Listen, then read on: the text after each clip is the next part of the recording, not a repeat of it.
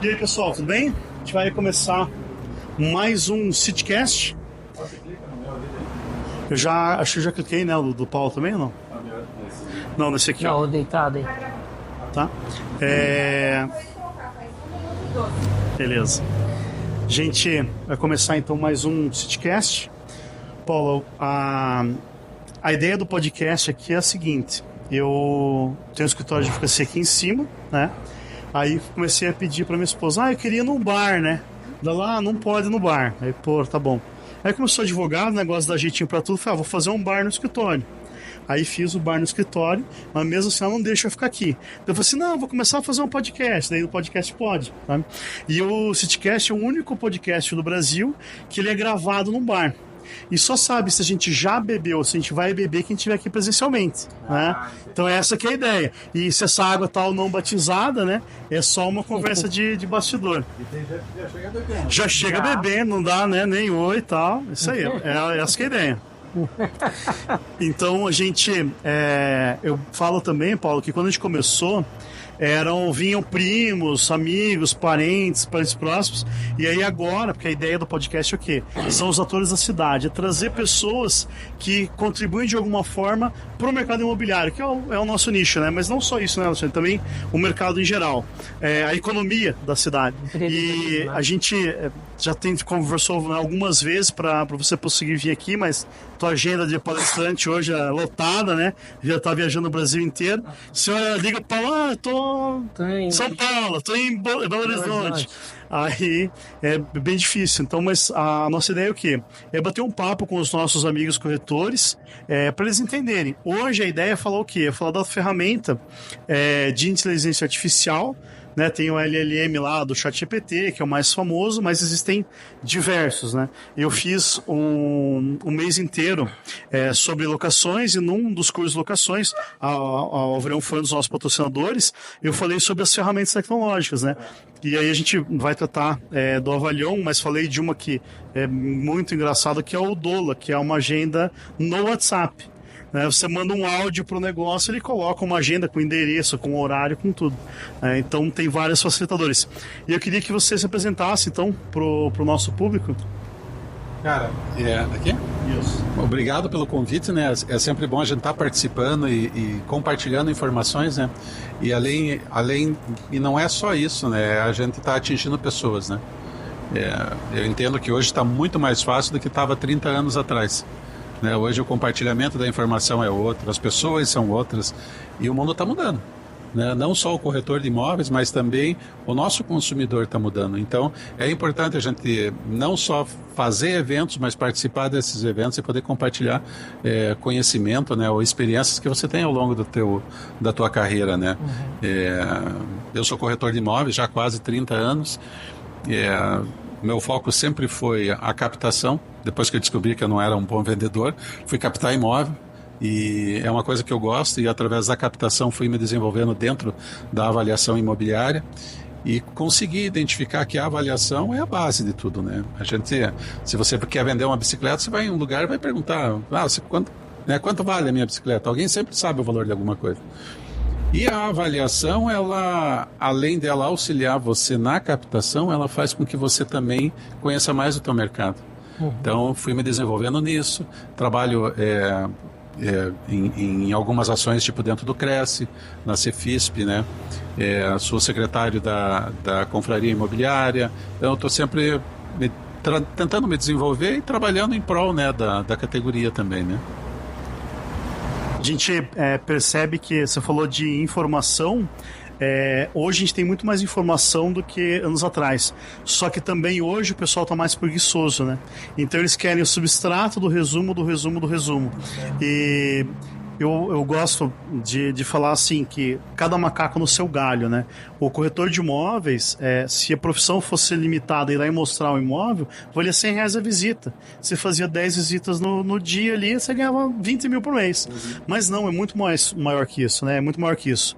Então o corretor ele tem que, na própria lei que institui a profissão, lá no artigo 3º fala que o corretor ele vai fazer, né, a compra, venda, permuta e a avaliação mercadológica, que é o grande ponto. como o Alexandre comentou um pouquinho antes da gente começar a gravar, eu quero vender minha casa pelo maior valor possível, eu quero vender por R$1 bilhão, né? E o cara que está comprando quer pagar R$1 na casa. Então é muito difícil, e o fiel da balança é o corretor. Né? Ou são os corretores, porque quando há a dualidade, né, quando você tem o corretor do comprador e do vendedor, você tem que fazer esse negócio fechar. E eu acho fundamental ferramentas, né, como a Avalion, que traz lá um norte. E às vezes é um banho de água fria. Né? Eu vejo muitos corretores que falam assim: eu queria quebrar a exclusividade da imobiliária X, porque ela falou pro cara que o imóvel vale R$1 milhão. E estão todos os anúncios a 650 mil na região. Né? Então, eles usam uma supervalorização do imóvel como uma forma de captar, porque por o leigo, o Alexandre falou que vende minha casa por R$1 milhão, o Paulo falou que vende por 700 mil, o Alexandre é muito melhor. Só que aí vai ficar aquele imóvel chocando na prateleira da imobiliária e não vai vender. Porque ter imóveis, mesmo com exclusividade, ou ter um portfólio grande de imóveis, não significa venda, não é verdade? E como que surgiu a ideia do software em si? Né? Porque você é corretor, né? Avaliador, também perito, trabalha como assistente técnico, né? Para advogados em perícias judiciais. E como que surgiu a ideia de, poxa, preciso fazer um sistema para organizar tudo isso? Bom, vamos lá então. Você tocou num ponto que é bem interessante. Há coisa de uma semana ou 15 dias atrás, saiu uma matéria na revista Exame, falando justamente sobre isso, né? Sobre o comportamento do nosso mercado. E isso é um comportamento que tem relação com o dono do imóvel. Um grande percentual deles, dentro da pesquisa, que foram acho que 2.500 pessoas entrevistadas, cerca de 70% ou mais não tem confiança no que o corretor falou. No que é falado pelo corretor, eles ficam na dúvida. Outra coisa que também menciona nessa matéria é que existe um percentual, ou a grande maioria das pessoas quando vendem, já é uma coisa dela, que ela tem que pedir mais para negociar. Né? Tem uma margenzinha. É o efeito da última palavra. Então, é uma matéria que saiu, quem quiser pode até procurar aí na Exame, online. É bem interessante isso. Então, eu digo, primeiro é o nosso mercado, né? A gente tem que não só educar corretor, mas todo mundo tem que se educar nesse ponto. Não é sobre exclusividade, né? É sobre você trazer o valor do imóvel a preço real, porque depende de quem. A tua avaliação, ou a tua opinião, ou a tua sugestão de um valor está atrelada à necessidade daquele cliente. Então, muitas vezes, o valor de forma errada que você entrega para esse cliente vai fazer com que ele não realize aquela necessidade que ele tem, que é vender o imóvel, né? Eu acho bacana que tem a questão de você conhecer o cliente, né? Então o cliente vai colocar um imóvel à venda, por quê? Porque eu estou me divorciando, que preciso de dinheiro rápido. Porque eu comprei esse imóvel barato em leilão, reformei, preciso ganhar o máximo possível. Porque é o imóvel que eu vou morar, é o imóvel que eu vou dar para o meu filho no mês tal. Então você tem que ter esse norte, né? Eu gosto de falar também o seguinte, que todos os imóveis que estão hoje na Imóvel Web estão pelo preço errado. Por quê? Se tivesse certo, já tinha sido vendido, né? O Alexandre tem uma tese, né, Alexandre? Conta pra gente um pouquinho da tese de quem manda no mercado imobiliário é o porteiro. Então, mas eu tive um exemplo, eu falei aqui para um outro corretor, Paulo, que o grande problema foi que quando você chega, e eu fui fazer um teste, fui num apartamento aqui no Água Verde, parei, e daí tive a oportunidade de conhecer o apartamento, e cheguei no porteiro e falei, cara, quanto é que estão os apartamentos aqui? Para testar. Não, 800 mil. Eu falei, cara, não fale esses números, porque se você chega aqui, se chega um corretor novo de mercado e pega essa informação e abstrai ela, ele vira num portal, ele vira um anúncio. Então, se a imobiliária não tem um processo, um comitê, até para os mais experientes direcionarem um corretor iniciante a não aceitar qualquer informação, porque daí eu falei assim, seu animal, você foi no cartório e viu quanto que foi feita a celebração? Porque você está colocando essa informação no mercado e você está induzindo uma formulação de preço errada. E aí não tem ferramenta que você possa produzir quando você tem informações incorretas que vão extrair isso.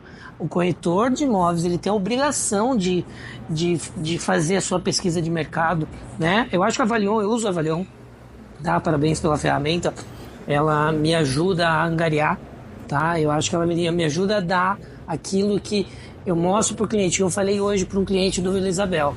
Ah, mas o meu apartamento não está vendendo. Mas eu já falei para o senhor, nós estamos vendendo 50 mil a mais. Esse negócio de ficar colocando a mais, você está deixando de atingir o cliente que teria um potencial de buscar o teu imóvel.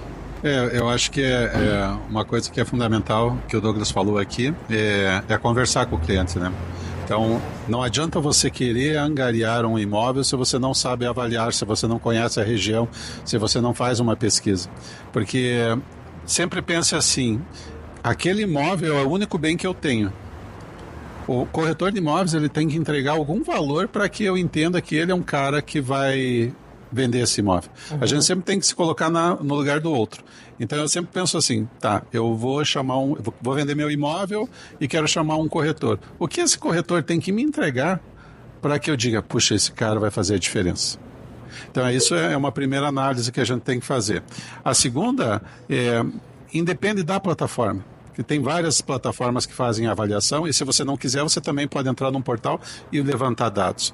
O que o corretor tem que entender na hora que ele está fazendo essa entrega é de avisar o cliente que os imóveis que se encontram naquela pesquisa ou na pesquisa que ele realizou, quer seja física ou não, que se encontram em divulgação. Então ali existe uma gordura. Que essa matéria da Exame falava justamente isso, sobre a gordura do mercado. Então não basta só você avaliar usando as amostras, você tem que entender que ali tem uma gordura e você tem que, de uma forma ou outra, assimilar ou ajustar esse valor, que a gente chama de fator de oferta. Então você vai aplicar ali 8, 10, 12% de acordo com a tipologia, né, ou de acordo com aquele imóvel, para você chegar num valor mais próximo de divulgação de forma correta. Uhum. Agora, o corretor, ele tem que entender que ele tem que buscar quem? Ele tem que buscar o auxílio da imobiliária, do corretor que está há mais tempo, que tem mais experiência do mercado, porque nós, corretores, a gente sabe qual é a média daquela região. Então, o que a gente tem que fazer? É de uma forma diferente fazer essa entrega para quem precisa vender o imóvel. Não basta só você chegar lá e dizer que vale. Mas vale por quê? Como é que o senhor chegou nesse número? Qual o método que você utilizou? Qual foi a pesquisa que você fez? Por que você colocou essa amostra e não colocou a outra? Uhum. Então, avaliar o imóvel, ele serve também para você quebrar o gelo com o proprietário, porque através da avaliação você consegue entregar muito dado. Você entrega um número imenso de dados para esse proprietário. E isso faz com que ele entenda que você vai ser a diferença na venda do imóvel dele. Mas você tem que deixar claro isso. Uhum. E o corretor tem que entender, porque não basta só você ir avaliar um imóvel. Você tem que entender se você vai cobrar para fazer aquela avaliação ou não, de que forma você vai ser remunerado. Eu sempre digo para as pessoas, você vai sair do teu lugar para ir conhecer um imóvel ou avaliar um imóvel, para qual finalidade? Qual é a finalidade dessa avaliação? Esses dias a pessoa me perguntou, mas você cobra para ir lá? Eu digo, cobro, porque é a minha hora, eu tenho que parar, eu tenho que ir até o local, eu tenho que fazer análise, eu tenho que pensar como eu vou proceder com essa avaliação. Daí você começa a falar com o cliente, o que você começa a descobrir? Que a finalidade é outra. Não, eu quero só saber o valor para ver se eu coloco ou não para venda. Então, se eu não cobro nada e vou até o local, pode ser que isso não acabe em nada.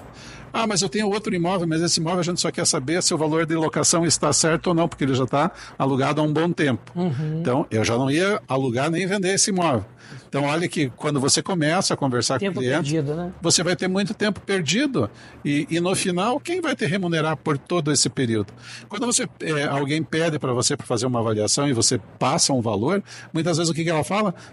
Não quero isso, não é nada muito elaborado, só uma folhinha de papel, mas para você, mesmo você realizar uma avaliação que seja uma folhinha de papel, você vai ter que parar de fazer o que você está fazendo, tem que fazer a pesquisa, tem que ver se é isso mesmo, ter a certeza de tudo isso e daí poder entregar para o cliente. Isso requer o quê? Tempo. E o tempo hoje é muito valioso. Então a gente tem que saber de que forma a gente vai se remunerar dentro desse mercado. Porque a avaliação, eu começo a falar, não para. A avaliação imobiliária, ela tem dentro do mercado, ela tem uma coisa que é muito interessante, que as pessoas confundem. Avaliar imóvel com captar imóvel. E não é. Né? Eu avalio um imóvel para levar para o mercado. Então muitas vezes, eu vou avaliar, não, mas você avalia e não cobra, porque daí eu vou deixar com você. Não adianta esse tipo de trabalho. Porque, primeiro, você vai avaliar o imóvel, ele não vai aceitar o valor que você avaliou, porque você não teve argumento, muitas vezes, para bater esse número. E a segunda é que depois de 30 dias ele vai dizer, olha, não deu certo, então A gente vai mudar ou a gente não vai mais vender, mas uma coisa ele já tem, o valor correto do imóvel. Então essas análises que a gente tem que fazer na hora dessas avaliações, né, ou captações, ou enfim, entender mais do mercado, né? Eu acho interessante porque me procuram muito. A gente está falando de conhecimento, né? Hoje o cliente chega para mim e fala assim: eu queria fazer uma ação com base no artigo tal. Ele já vem até com o artigo pronto. Então, eu não sei se vocês passam por isso. O cara chega lá, vou vender meu imóvel, eu vou vender por tanto, né? O corretor, ele responde, inclusive se ele vender um imóvel em excesso. Numa palestra que eu dei outro dia, eu usei o exemplo seguinte: Paulista é tudo trouxa, né? Eu falo com causa porque eu sou de lá. Então o cara vem mudar para Curitiba, lá um metro quadrado tá batendo 30. O cara chega aqui no Batel, aí, você é de São Paulo? Sou. Beleza. Cara, aqui, é 30 mil metros aqui, né? Não, nada, aqui é 28, cara. 28 você compra um imóvel com 15 anos de uso, 200 metros quadrados. Quer dizer, você empurrou um negócio pro cara, e aí ele vai comprar, vai chegar pro vizinho, porra, paguei 7 milhões aqui no apartamento. O cara, mas custa 2. Você vai ter um baita problema. Então o corretor, ele tem que agir, no caso da avaliação, ele tem que ser muito assertivo, né? Ele tem que ter um nível de precisão. E eu gosto de falar assim, Paulo, acho que cada macaco no seu galho, né? Então o corretor que vai fazer uma avaliação ali para não no caso do perito judicial, que é outra coisa, mas para fazer ali uma venda de um imóvel, né? Ou vai trabalhar na angariação mesmo, que eles usam como argumento. Você falou que não pode usar, mas eles usam, né? Você utilizando ferramentas, e daí, né, qualquer tipo de ferramenta, você vai ganhar aquilo que é mais precioso que a gente tem, que é o tempo, né? Então, hoje eu falo o seguinte: ninguém precisa de nada. A gente não precisa de inteligência artificial, de chat GPT, nada. Mas, cara, você mora numa casa que tem Alexa, você fala assim: Alexa, apagar todas as luzes. Cara, você vai dormir, você não tem que sair apertando o botão, entendeu? É uma comodidade que ela é irreversível. É igual você chegar na concessionária hoje, você nem pergunta se o carro tem vidro elétrico, né? Você pergunta se tem automação, se ele anda sozinho. Então a gente vai evoluindo, e eu vejo ainda muita resistência por parte dos corretores em aceitar essa evolução. Eu acho que o corretor tem que estar o dia inteiro fazendo o quê? Na rua, fazendo negócio. Então ele tem que estar visitando quando ele vai fazer a captação do imóvel, visitar o imóvel, conversar com o dono do imóvel, vou fazer negócio, chega lá, vai fazer reunião, mas, cara, não perca tempo fazendo contrato, fazendo avaliação, sabe? O segredo da vida é a terceirização, né? Eu acho que você tem que pegar o seguinte: qual que é o valor da tua hora? Quanto que você já ganhou na venda do imóvel? Eu já ganhei, sei lá, vamos supor lá, um corretor ganhou 100 mil reais na venda do imóvel. Cara, você pode falar que em uma hora determinada da sua vida você ganhou 100 mil numa hora. Então, no dia a dia você tem que fazer o quê? Vai terceirizando, cara. Pega empresas confiáveis, sabe? Vai buscando fazer negócio. Mas essa coisa que você falou do tempo, justamente foi o que aconteceu, né? Eu lá no início, quando começou o primeiro movimento das avaliações, que o COFES entrou com a coisa do KINAI e tudo mais, na primeira, eu sou da primeira turma. E quando eu saí de lá, eu fui um dos únicos, se não o único, que viu um negócio na avaliação. Porque todo mundo dizia: ninguém paga para fazer a avaliação. Por que o cara vai pagar para fazer a avaliação? Uhum. Né? Mas eu fui trabalhando nisso, fui me desenvolvendo, buscando informação. Cara, eu fui associado do Appraisal Institute nos Estados Unidos. Para quê? Para eu entender como os caras faziam a avaliação e o conteúdo que eles entregaram. Já fui também aqui da RICS, na Inglaterra, uma associação com 150 anos. Os caras têm material às pampas falando sobre avaliação. Mas para quê? Para eu, a hora que eu estou conversando com o meu cliente, eu saber de que forma eu vou me portar para falar com ele. Às vezes não é nem você fazer uma avaliação ali toda detalhada, mas é o teu comportamento junto ao cliente. Você romper as objeções, você ter porque eu digo, e a gente sempre está falando que existem 3 objeções, que é a gestão do negócio, a avaliação e os honorários. Você tem que ter argumentos para isso. E isso aí tudo está dentro do teu negócio, no teu dia a dia. Basta você pensar em como você vai argumentar. Mas o desenvolvimento do sistema aconteceu quando eu fui contratado para fazer 12 avaliações.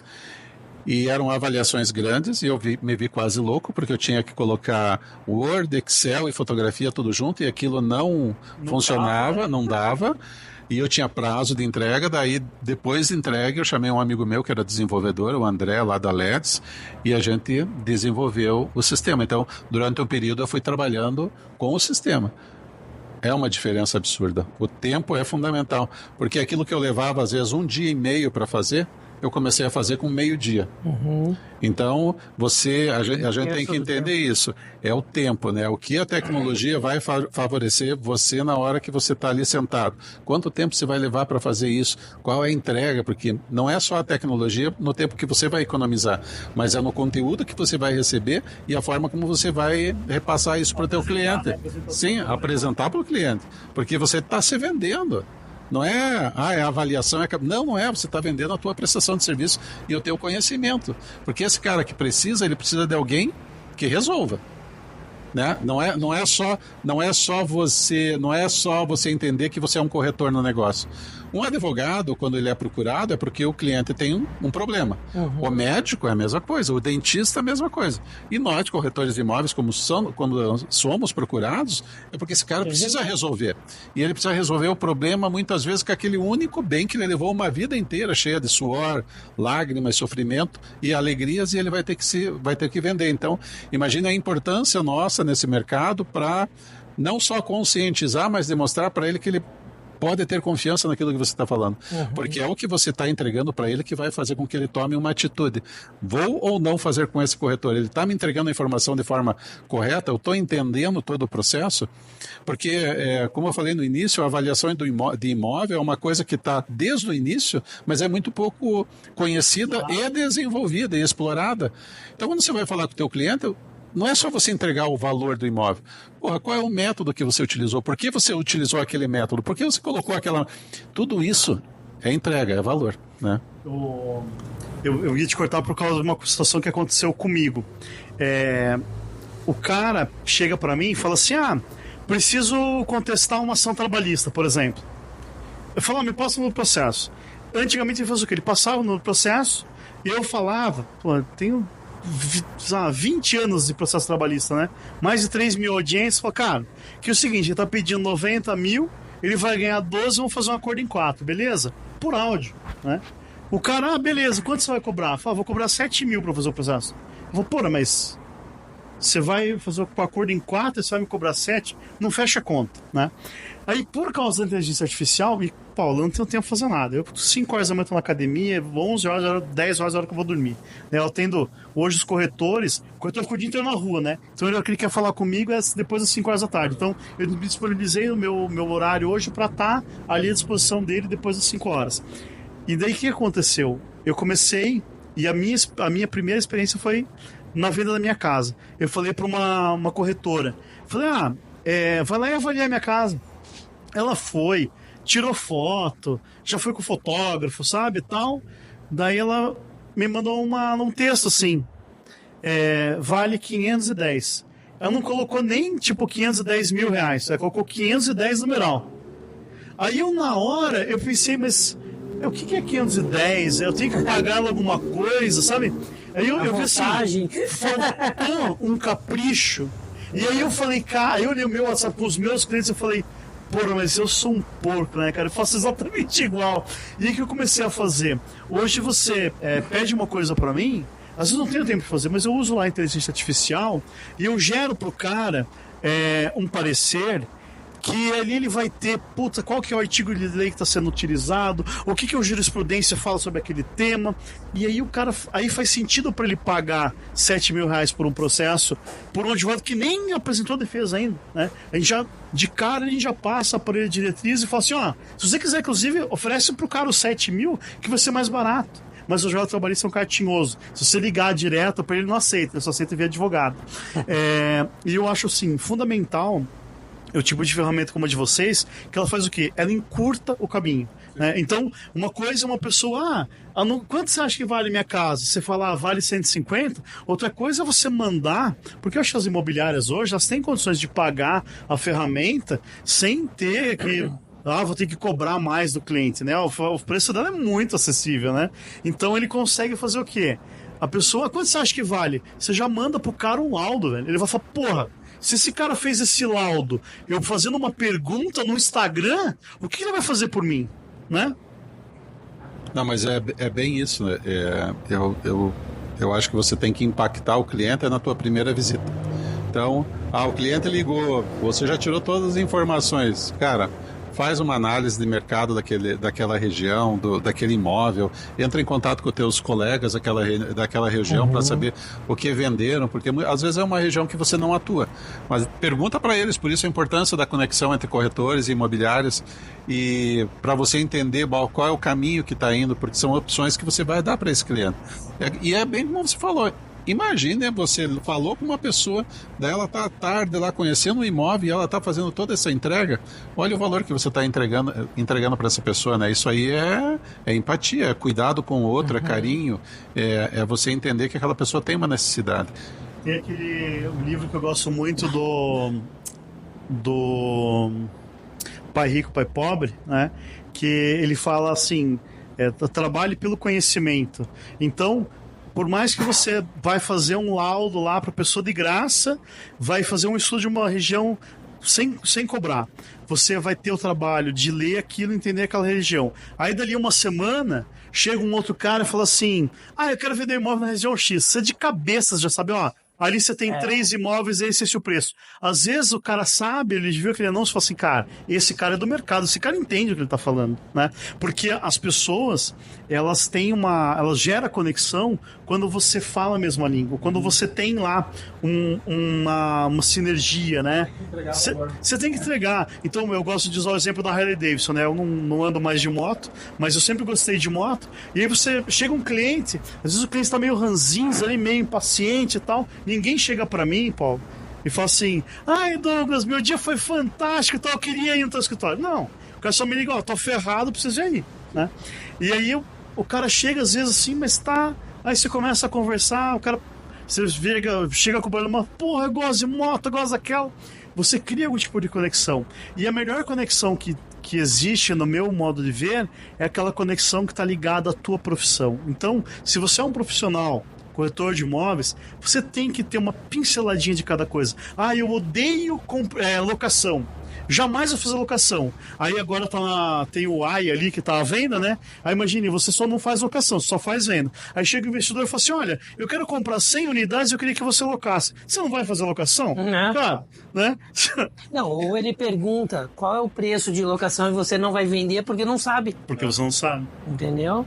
Mas sabe que isso é importante, né? Você já está preparado quando você está conversando com ele.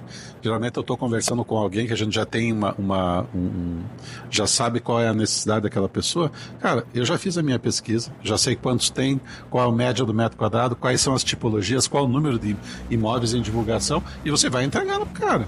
Nossa, aquilo vai segurando ele. Eu sempre digo que um bom exemplo de você entregar conteúdo é você assistir uma palestra do Ricardo Amorim. Tenha ele como uma visão, uma referência de como você entrega.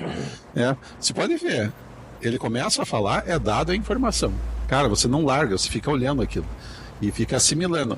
O corretor é a mesma coisa, né? Mas agora a gente tem que aproveitar todas essas tecnologias, inclusive a inteligência artificial, para melhorar ainda mais isso. Só que a gente tem que entender que isso é um trabalho conjunto, né? É um trabalho de aprendizado, não só do corretor, da pessoa do corretor, da pessoa do dono da imobiliária. Todo mundo tem que falar e ter a mesma sinergia para crescimento do mercado. Vou fazer uma introdução para quem caiu de paraquedas nesse podcast e não sabe nada de inteligência artificial. O que acontece? Quando surgem lá os computadores, eles começaram a ter uma ideia de que aonde que isso vai chegar, né? Como que eu faço para organizar essas questões? E aí surge lá o Alan Turing, né? O cara que dá a ideia chama máquina de Turing, que é o quê? É treinar o computador para que ele responda as coisas de acordo com o ser humano, de uma linguagem que a gente entenda. Como que funciona isso na prática, né? Então, eles foram lá nos últimos 74 anos, né? Desde 1950 eles já têm essa necessidade. E aí eles vão fazendo o quê? Em várias épocas, eles vão fazendo os aperfeiçoamentos, eles vão melhorando o computador vai ficando mais rápido, e ele vai começando a ter mais dados, né? Quando, eu acho que foi em 97, se eu não me engano, ou 2007, que tem o jogo de xadrez lá, que o Kasparov perde para a máquina, né? Que aí eles falam assim, cara, esse negócio aqui tá ficando... vai longe, né? E aí o pessoal tem lá aquela... eu quero conhecer um pouco mais. Eu tenho duas palestras que eu dei que foram bem detalhadas sobre o tema, mas tem acho que 2 filmes que são muito bacanas, assim, que é aquele com, acho que é com Harrison Ford, que é o... Eu vou lembrar daqui a pouco, senão eu coloco nas agendas. Que ele faz o quê? A máquina tá lá em 2049, e aí eles têm que ver se é uma máquina ou se é um ser humano. E aí ele faz como se fosse o teste do Alan Turing. O Alan Turing, para quem não sabe, é o cara que desvendou o código do Hitler. Então, por causa dele que acabou a Segunda Guerra Mundial. Então, o que acontece? A inteligência artificial voltada aqui para o nosso negócio, ela se divide em 3, né? Então, ela é linguagem humana, que é o LLM, o ChatGPT-4, o Gemini, o Copilot. Aí tem o Cloud, tem vários outros hoje. A inteligência que transforma a imagem, o texto em imagem. Então você vai lá e fala: quero um gato de olho azul. E aí ele vai e faz o processamento para ter um gato de olho azul.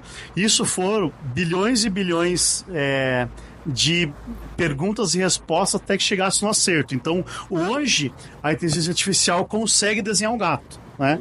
E aí, vamos desenhar um cachorro agora. Aí foi mais... um baita treinamento para ela conseguir identificar e separar isso. E aí também tem a conversão da voz em texto e vice-versa. E aí agora, não sei se vocês já viram, tem um aparelho novo da Samsung, o foninho de ouvido da Samsung novo, ele faz tradução simultânea em qualquer língua. Então, se você tiver várias pessoas falando cada um no seu idioma, ele vai fazer a tradução simultânea. O meu celular, ele já faz a tradução por texto.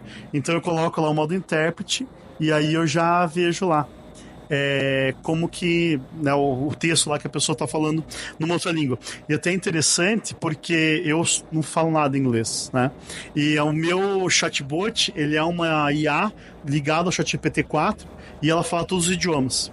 E um cliente meu, você tá usando essa, né, quero falar com você e tal. E aí ele pegou e xingou lá em inglês, mas falou uma frase extensa assim. E aí o negócio respondeu para ele: não, eu sei falar todos os idiomas, mas eu traduzi para o meu interlocutor. Daí o cara falou: meu Deus. Então assim, hoje a IA, ela tem centenas de aplicações, né? Mas para o pessoal ficar tranquilo, a gente não vai ser substituído por avatar, até porque acho que não cabe nenhum, tem que ter muito processamento de dados para fazer um do meu tamanho, né? Mas o que acontece? Não vai haver uma substituição do ser humano pela máquina. O que vai acontecer da mesma forma com que a gente conseguiu evoluir e ferramentas, e eu gosto de usar o exemplo da empilhadeira. Imagine quantas pessoas precisavam para empilhar os troços antigamente, né? Substituir uma empilhadeira, que hoje é uma coisa que é super usual. Né? Eu falei isso há uns 2 meses atrás, mas eu acho que vai ser antes. Se em 6 meses todo mundo que escreve alguma coisa, qualquer coisa, não passar pela IA, tá ferrado. Então você vai escrever uma resposta, você foi lá e dá uma pisada na bola, Alexandre. O Alexandre gosta, sabe? Ele foi lá dar uma pisada na bola com a esposa. A esposa vai lá e manda um textão pra ele. Por que você isso? Por que você aquilo? O que você faz, Alexandre? Você fala assim, ChatGPT-4. Fala assim, vou te mandar o texto da minha esposa, que tá muito brava comigo, por causa dos fatos que ela narrou, e de alguma forma, faça uma resposta carinhosa, doce e meiga, que a resposta a essa minha resposta, a tréplica a essa minha resposta, vai ser: tá bom, eu te amo. E aí ela vai te dar, Alexandre, sugestões de redação para você mandar para a esposa. Eu não sei se é verdade ou não, mas dizem que tem um cara que faz umas palestras lá, ele falou que ele foi testar um chatbot igual esse meu, e aí ele apertou, porque assim, se aperta e daí o negócio começa a funcionar. E aí ele apertou e a mulher dele começou. Porque você fez isso, porque você fez aquilo. E ele foi, o ChatGPT foi respondendo, né? Aí ela foi respondendo. Ele pegou o celular dele 2 horas depois. Quando ele pegou o celular, tava assim: tá bom, eu também te amo. Ou seja, é a única vez na história que houve uma vitória contra o argumento de uma mulher.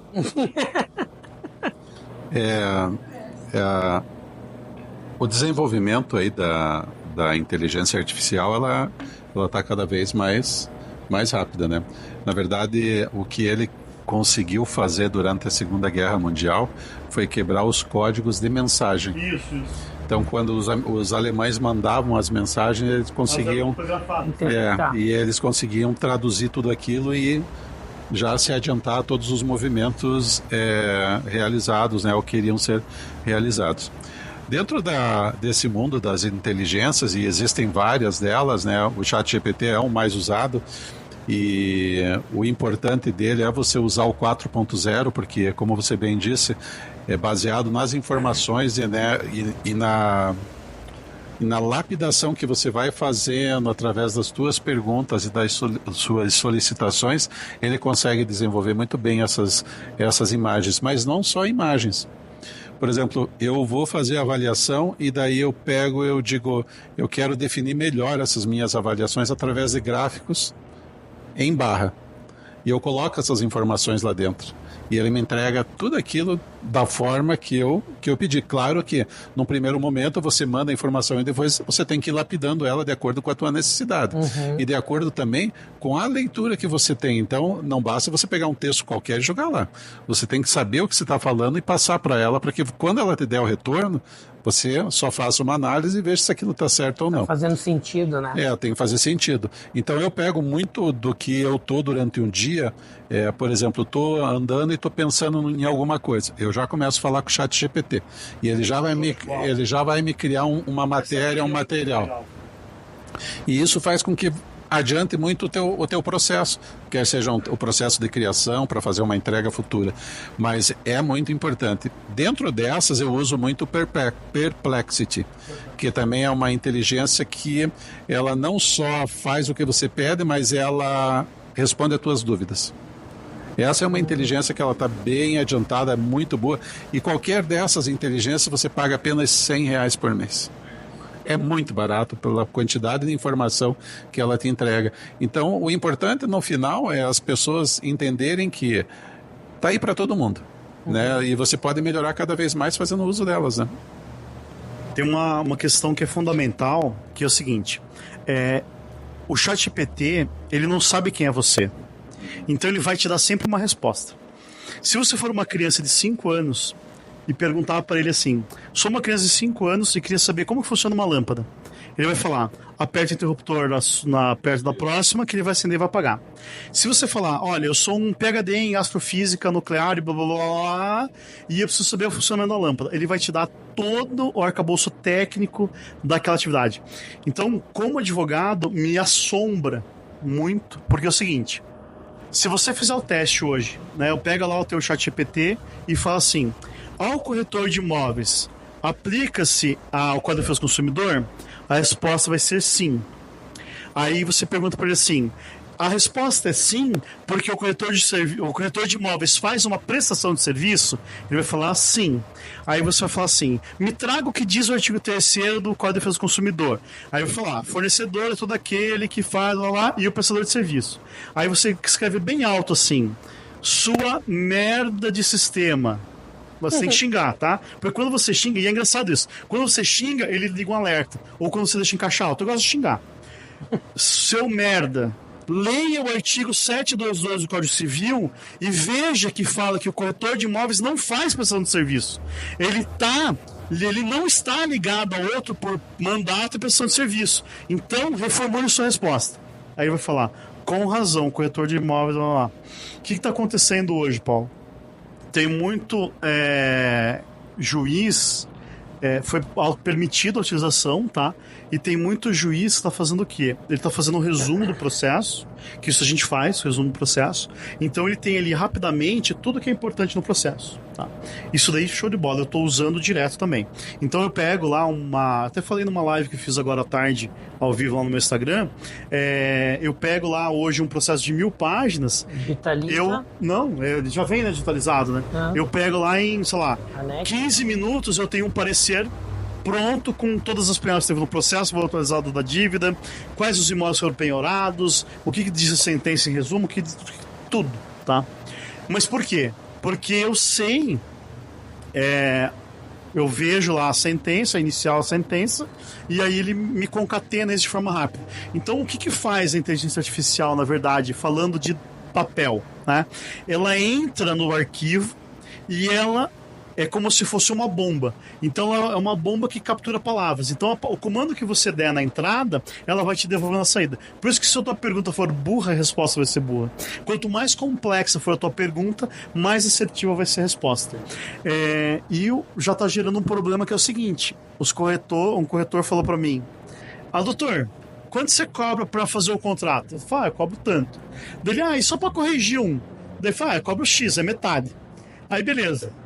Deu 1 hora e ele me mandou um contrato. Todo feito no ChatGPT. Primeira indicação que a gente vê é o seguinte: no ChatGPT não sai a cláusula. Ele sai o seguinte: cláusula é preço. Daí tem lá, item 1, por esse negócio dá o valor de tanto. Dá pra ver que não foi de valor que fez. Daí eu peguei e falei pra ele assim: viu, na boa, você fez ChatGPT, né? Pode falar, eu te cobro metade. Eu falei: eu fiz. Eu falei: então, cara, não dá, né? Porque o que acontece? Ele não sabe quanto inteligente você é. Então, não adianta você não ser a tua praia. Por exemplo, eu poderia começar a dar respostas de medicina. A pessoa chegou com febre, dor de cabeça e não sei o quê. Quais são os principais sintomas aqui? Quais são os principais remédios que eu posso dar para ele? Cara, ele vai dar uma gama. Metade vai matar o cara. E eu sei disso por quê? Porque eu vejo no direito. Então, para cada pergunta que eu faço, eu tenho usado muito para estudar. Muitos juízes, inclusive os juízes são meus clientes, usam também para estudar, para dar sentença, para fazer tudo. Mas assim, você tem que saber usar. Eu vou fazer agora, na quinta-feira, uma palestra lá na OAB de Paranaguá, sobre a palestra vai ser para advogados e corretores, que é sobre a responsabilidade civil do corretor de imóveis, tá? Eu fiz ela inteira no ChatGPT. E depois eu peguei ela inteira e traduzi no Gama para fazer um PowerPoint bem bonito. Ficou lindo o PowerPoint. Que bacana, né? Quanto tempo que eu levei? Eu levei 14 horas e deu 130 páginas. Eu peguei o conteúdo e eu exportei para o Word para ver o tamanho que tinha ficado. Então, assim, não é fácil usar. Mas, se eu fosse depender para fazer uma das imagens que eu coloquei na minha apresentação, eu não estaria aqui hoje, eu estaria lá fazendo a imagem ainda. Sabe que, independente de você usar a tecnologia que for, e isso aí cabe em tudo, né? Por exemplo, na avaliação, você pode ter lá as plataformas que vão te auxiliar e te dar velocidade. Mas no final, quem faz a entrega é você. Então, por mais que você use a plataforma X, Y ou Z, o resultado final é você que vai fazer a entrega, é você que vai ter que ir lá falar com o cliente. Então, por exemplo, eu vou captar um imóvel e criei um material para entregar para esse cliente. De nada adianta você criar um material se você não souber o que está ali. Fundamentar, né? Você tem que chegar lá, aquilo é só uma introdução, o resto é você que tem que fazer a entrega, você que tem que saber do que está ali, como foi colocado. Porque quando você faz uma avaliação ou uma captação ou está conversando com o cliente, ele quer saber da informação. Mas como é que é isso? Fulano, ciclano, então você tem que saber, não basta você ter só um material lindo e bonito se você não tiver o conteúdo suficiente para poder fazer essa entrega. Né? Por isso que eu achei, cada vez que passa, a gente tem que se tornar mais interessado. E eu acho que cada pessoa vai se enquadrar num cantinho, né? Eu gosto de brincar assim, porque quem vê, né, falando assim, aí faz reunião, faz piada, né, o pessoal gosta muito, mas não vê todas as horas que estão por trás daquilo. Hoje eu praticamente quase não faço audiência, faço bem poucas, mas as que eu faço, eu chego aqui no escritório às vezes 6 e pouco da manhã, o pessoal chega lá, né, 8 horas, daí vai ter audiência às 9. Aí a gente chega assim, tá aqui, tem um resumo do processo. Eu falo, não, tá tranquilo, eu já fiz o meu aqui. Aí, às vezes, o resumo do processo dá 10 páginas, né? O cara falou, pô, mas é um processo de 5 mil reais. Cara, mas é o meu nome que vai estar lá, isso é a minha responsabilidade. Então, assim, você tem que tratar com carinho, né? Eu acho que quando você faz a coisa, o que você gosta, você não trabalha, né? Eu acho assim, cara, eu não trabalho, né? O corretor pediu pra mim sábado, 2 da tarde, doutor, tô desesperado, faz o contrato. Eu falei, cara, 5 minutinhos aqui, eu já vou pro computador ali, já... Se eu tiver disponibilidade, cara, eu vou fazer, porque... Eu acho que o principal é as pessoas entenderem que você tem a responsabilidade, né? E a responsabilidade vai estar na tua entrega. Aquilo que você falar para a pessoa, ela vai tomar uma decisão baseada naquelas informações. Esses dias eu estava fazendo um teste com o pessoal, onde a gente foi conhecer um imóvel que era um apartamento térreo com garden em determinada região. Prédio novo, com 1 ano de entrega. E eu comecei a conversar com os corretores. De quanto você acha que vale esse apartamento? Ele tem área privativa de quanto? 60 metros, mas não tem suíte. Assim, assado, papapá. Eu acho que vale tanto. Eu digo, e a área descoberta? Quanto você acha que vale? Não, mas conta a área descoberta? Eu digo, bom, a área descoberta tem um valor. Privativa, né? A privativa é descoberta. Daí o pessoal, puxa, é verdade, né? Eu digo, agora, se eu disser que esse apartamento não tem vaga de garagem, quanto que ele vale? Mas as pessoas acham que tudo tem uma relação a simplesmente você dar um valor. E não é. Tem que ser mais que isso, sabe? Eu não lembro se foi o Hope, quando veio aqui, que falou o seguinte, que o corretor inventou o metro quadrado, né? Mas assim, você não vai comprar um metro quadrado, você vai comprar um imóvel pronto. Então, quanto que vale o metro quadrado no Água Verde? Cara, se for na frente do estádio, é um preço.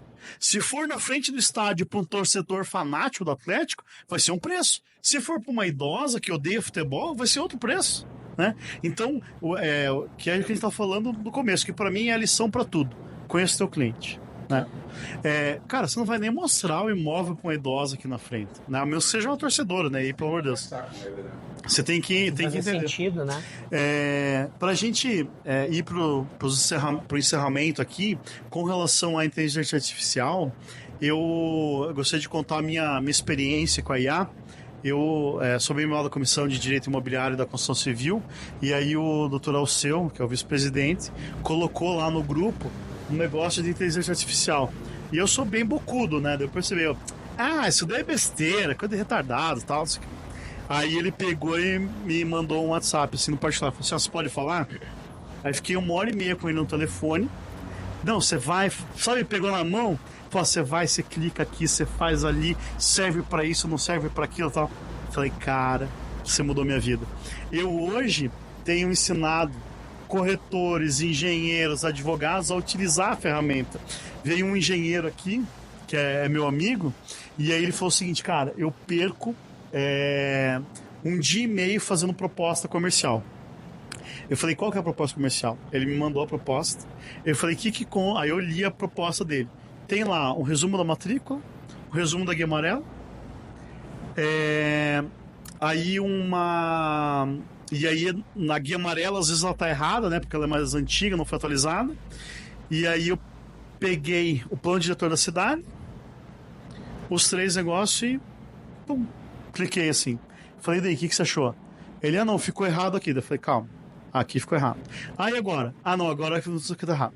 Sei que assim, em 5 minutos, a gente fez um modelo, um GPT particular. O que acontece, pessoal? No ChatGPT 4, você pode ir lá e criar o meu GPT.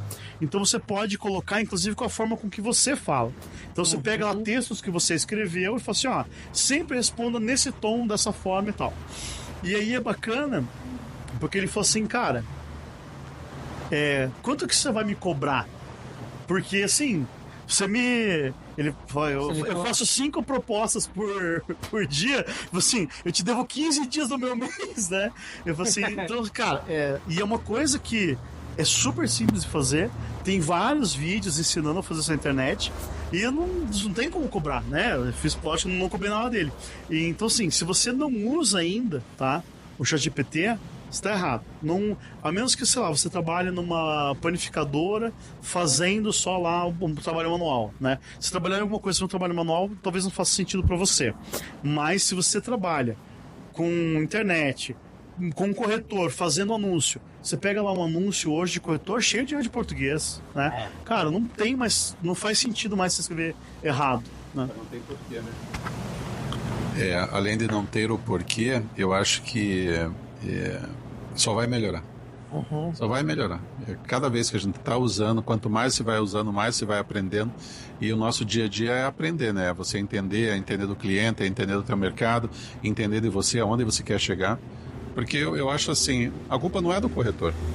Porque todos somos corretores. Mas tem aquele corretor que não quer ir lá. Não quer chegar lá, ele só quer ficar aqui na base. Então, vai muito da tua necessidade de cada um, né? E aonde você quer chegar enquanto profissional, e isso é refletir também na tua vida enquanto pessoa, né? Então, é mais ou menos por aí. É o corretor que pergunta quanto que o cliente quer e não é o... Tem aquela frase lá do Alice no País das Maravilhas, né? Que pergunta assim, essa rua vai pra onde? Mas pra onde você quer ir? Fala assim, se você não sabe onde você quer ir, qualquer rua serve.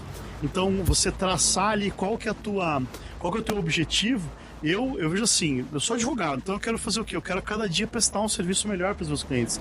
Então, por que eu tenho que estudar, né? Por que eu não faço só ações em massa? Porque eu tenho que estar ali. Cara, vocês, né, os corretores de imóveis, são um celeiro para mim, assim, gigantesco. Porque a gente consegue lidar com um corretor que faz só compra e venda, que faz só locação, que faz só incorporação, com que faz de tudo. E aí eu vejo assim, tem muito corretor que está entrando no mercado já com essa pegada de inteligência artificial, que está estudando, que já começa. Eu tenho 3 corretores esse ano e falo assim, doutor, eu vou montar uma imobiliária, mas eu quero que você faça para mim os modelos dos meus contratos. A regra sempre foi o quê, Paulo? Doutor, tomei um processo, preciso rever meus contratos. O cara espera tomar o primeiro processo para mostrar o advogado. Mas hoje, se você for ver, isso é um dado do COFES, mais de 70% dos corretores têm o 3º grau. Então, por aí você vê, e os novos corretores que estão chegando, e a entrega de carteiras tem sido massiva. Cada vez que tem uma entrega de carteira, a última acho que deu 400 e poucas pessoas, são todas pessoas qualificadas. Então o mercado começa a melhorar com isso, né? E a régua vai subindo e vai ficando bom para todo mundo, né? Quem quer chegar em determinado lugar vai chegar, mas independente de tudo isso, o cara tem que querer, né? Porque, cara, nada cai do céu e nada cai para ninguém do céu. Todo mundo tem que estar ali lutando, né, batalhando para chegar em determinado ponto aí e ter o crescimento necessário, né? Ô Alexandre, conta pra gente a tua experiência com a IA, que você tá usando aí. Agora eu não respondo um cliente nos posts, porque eu faço os vídeos de patrocínio, eu não respondo um cliente sem que eu pergunte e direcionando a IA para dizer assim, de uma forma, dependendo do imóvel, como é que eu respondo aquele cliente, entendeu? Todas as minhas campanhas eu passo por uma revisão, então eu faço ela no Word, jogo para revisar, porque a IA não conhece o imóvel, quem conhece sou eu. Então é fundamental a gente colocar informação com base no meu conhecimento e não esperar que ela conheça o imóvel. Né? Sabe que essa questão da linguagem é bem interessante, né? Porque quando eu me formei, Paulo, eu não sabia falar português mais. Era só Vossa Excelência, o contumaz, sabe? O brocardo. E aí quando você vai atendendo, né? Eu fiz muita audiência trabalhista. Então, a audiência trabalhista me deu a flexibilidade de usar o conceito teórico na prática. Por exemplo, o seguinte: imagine que você é minha testemunha, você vai ser inquirido numa audiência minha trabalhista amanhã. Senhor Paulo Roberto, bom dia. O senhor iniciava o labor às 18 horas ou às 19 horas? O cara nem sabe que é labor, nem que é 18 horas. Você, Paulo, daí você trabalhava, chegava às 6 na firma lá? Nada, senhor Douglas, eu chegava às 9h30, entendeu? Então, quando você... E isso é empatia, né? Quando você usa a linguagem, o modelo de linguagem para responder, e eu já usei tanto para simplificar. Por exemplo, eu faço muito isso. Eu escrevo lá do meu jeito a resposta e eu falo assim, coloque para uma criança de 12 anos entender. Aí, se eu vejo que o cliente ele é mais simples, ele vai dar essa resposta. Mas também já aconteceu comigo, eu tenho 2 clientes assim que são chiquérrimos, tal, PhD e tal. E eu falei, o cara me mandou um negócio assim, e eu falei, cara, vou responder à altura, né? Aí eu fiz a resposta, peguei a pergunta dele, fiz a minha resposta e falei assim, agora edite essa resposta aqui com a mesma linguagem utilizada pelo interlocutor. E ele te dá a resposta de acordo com o interlocutor. Muito bacana, né? E Paulo, gostou ou não? O Paulo queria ficar 5 horas aqui, não, pode ser só 1 hora, Paulo.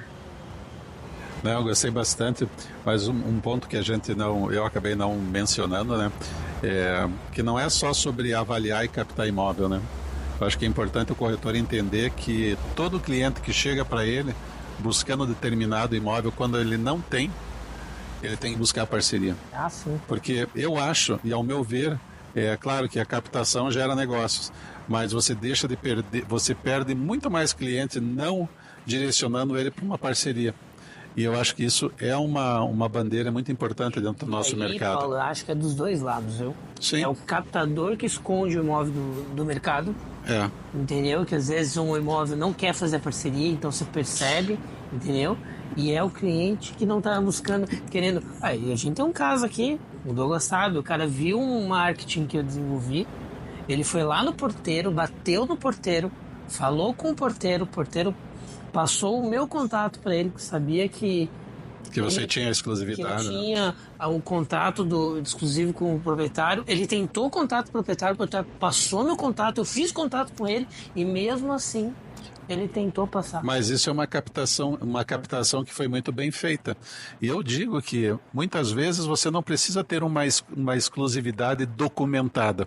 A gente, enquanto corretor, também tem que pôr valor no trabalho do outro, do colega. Então, às vezes pode ser que alguém tenha uma placa colocada no local, mas ele não tenha exclusividade. Mas eu acho que aquilo tem valor. Aquilo traz para a gente o que é mercado imobiliário, né?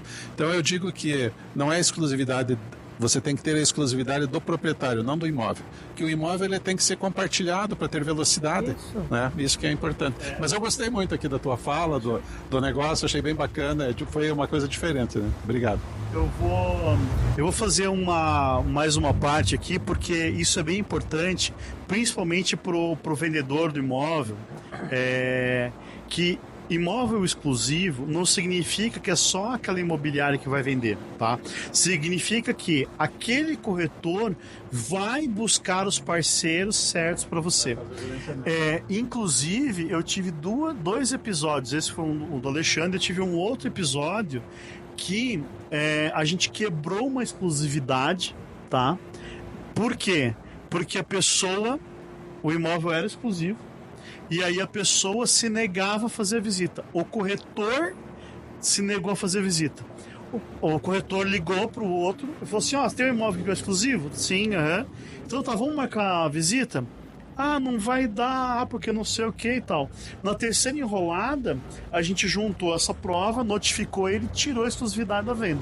Então assim, ter exclusividade não significa muita coisa também não. Você tem que trabalhar o imóvel. Eu quebrei uma exclusividade, inclusive, que o cara pegou o contrato e levou 2 meses para cadastrar o imóvel. Entendeu? É uma falta dele. Total, né? Então assim, ter exclusividade para quem está comprando.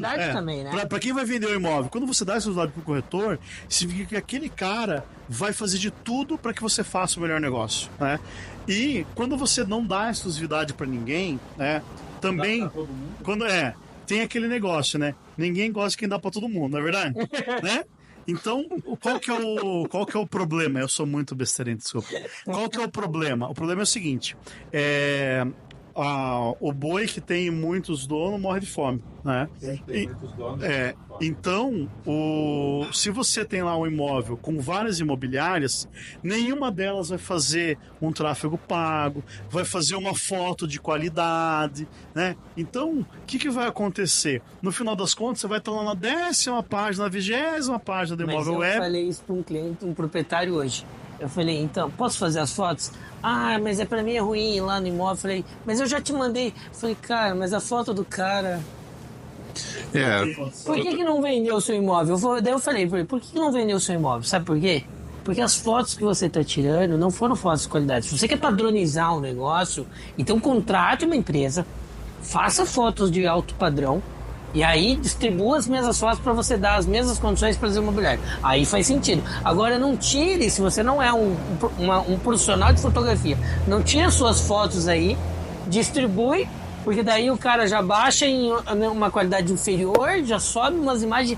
Aí eu achei assim, 12 anúncios do imóvel. Eu falei, ó, cada um num preço. 3 com preço diferente. Falei, então, tá aí, ó. Não tem uma atualização, tá? As fotos estão péssimas, não vai vender. Bom, eu digo para você que é mais ou menos por aí, né? Na hora que você vai fazer essa captação, você já tem que dizer para ele como funciona o mercado imobiliário, como você atua, como as demais imobiliárias atuam. Eu acho que quando você fala em gestão exclusiva, como eu disse anteriormente, a gestão não é do imóvel, é do proprietário, porque o imóvel ele é compartilhado. Você vai fazer uma gestão exclusiva do proprietário, mas a tua gestão é compartilhada. Então, você tem que saber falar para esse proprietário para onde vai, de que forma vai, como vai, o que você vai entregar. Enfim, tudo isso faz parte da tua entrega na hora do convencimento, né? Quem é o cara que vai vender meu imóvel, né? É mais ou menos por aí. E aí, Alexandre? Gostou ou não? Fechou? Gostou? Foi bom para você? Pra mim foi ótimo, né? Eu sempre gosto porque a gente vai para aquela segunda etapa e a gente não sabe se a gente ainda vai beber, né? Pessoal, obrigado aí pela participação, Paulo, obrigado. Foi muito legal, a gente se viu algumas vezes, mas eu não tinha tido a oportunidade de conversar. Espero que a gente possa conversar muitas vezes ainda. E se você gostou aí, deixa o seu like, compartilhe com o amiguinho. Quem tá no Instagram, o áudio do Instagram sempre fica uma bosta, mas de propósito. Por quê? Porque no YouTube fica em 4K com um áudio bom. Então, lá no YouTube dá mais engajamento do que no Instagram. Então a gente faz de propósito. O áudio é só para o pessoal olhar ali, ver que a gente está online, mas aí daqui a pouquinho vai estar lá no YouTube também. Se eu quiser te seguir, Alexandre, como é que eu faço? City Imóveis e José Alexandre Negrini. Se quiser me seguir, @DouglasVilar no Instagram e no YouTube. E Paulo, para seguir você, como é que faz? O meu é pauloroberto.corretor de imóveis. Ou segue pelo Avalion também, tá bom? Obrigado aí pela atenção. Maravilha. Obrigado, pessoal. Valeu, hein? Tchau, Instagram.